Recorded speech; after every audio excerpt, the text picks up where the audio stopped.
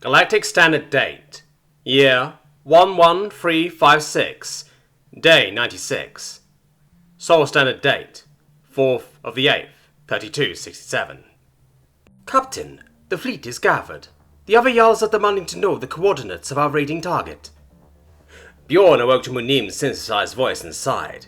He then brought up his HUD and started sorting through the various alien species that needed protecting. He had barely started scrolling before he howled with laughter.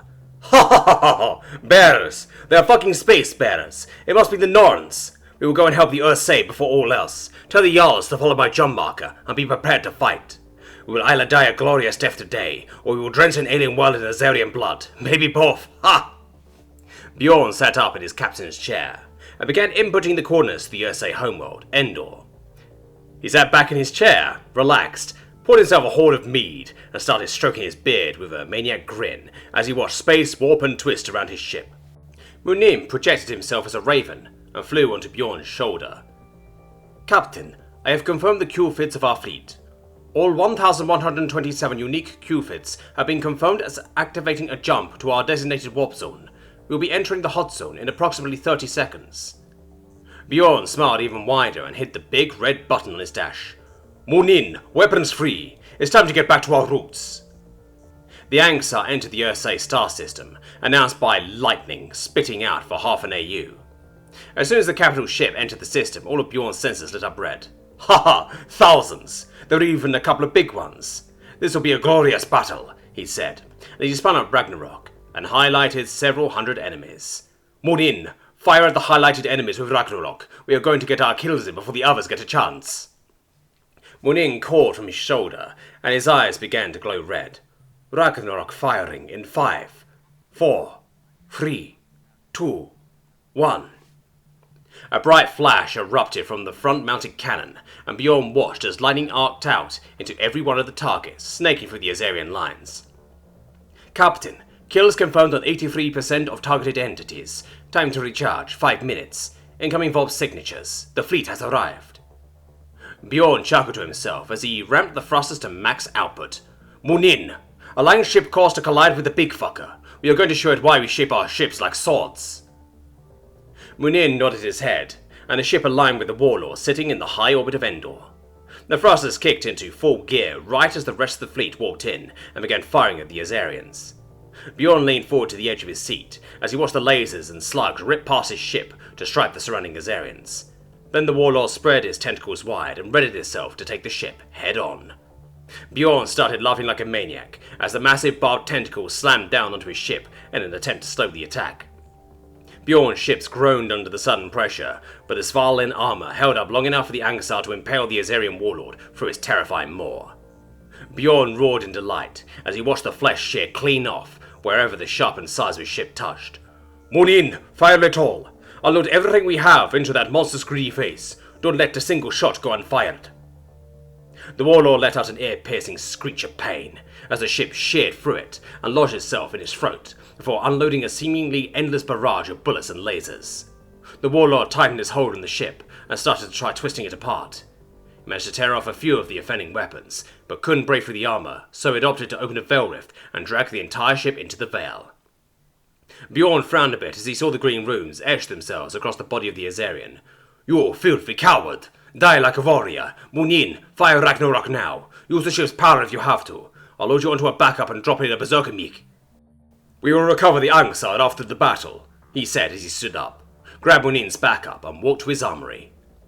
Munin bowed his head to Bjorn before staring back out towards the warlord.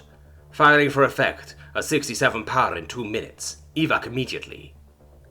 Bjorn kicked open the steel door to the armory and stomped over to his mech.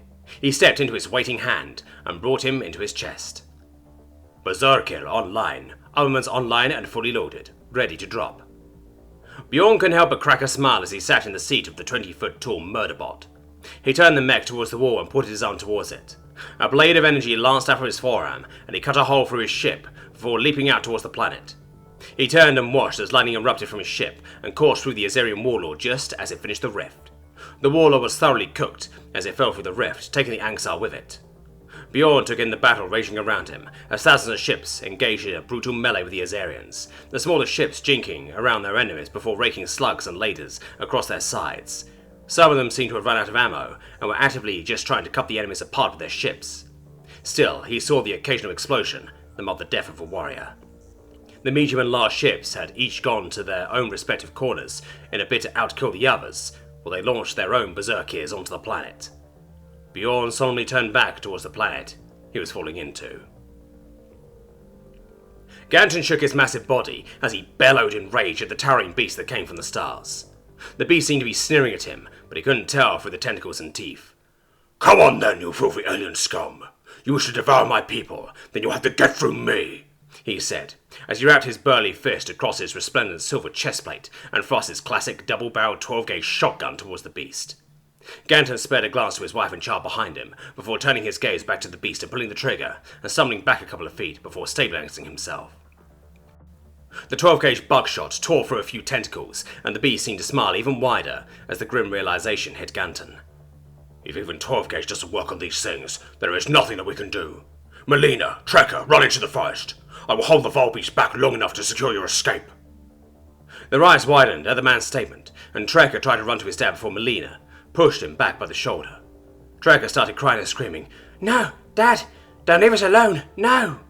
as he tried to barrel through his mother's grip. Melina bit her lip and turned away from her husband as the tears fell. She pushed Trekker away, watching her husband's final stand. She noticed that the beast watched her with a smile as her husband shouldered the shotgun once more. She heard it bang and stopped. She took one last teary-eyed look at Ganton. Then her whole field of vision exploded with light and dust. Ganton was shaken in terror as the Azarian shrugged off the second shot and slowly brought his tentacles to him. Playing with your food like the monster you are, demon! His word exploded as a rock slammed down with enough force to crater the ground a few dozen feet away. The pressure knocked him several feet back into the wall of his home. Then the rock. No. The guardian angel stood up and began walking towards the Azarian. The beast began to shake with rage at having his meal interrupted before screeching at the guardian and lashing out with his tentacles. The guardian just laughed at the beast before grabbing it in both hands and squeezing his head until it popped like a gore-filled balloon. I can squeeze things too, fucker. Get a new attack.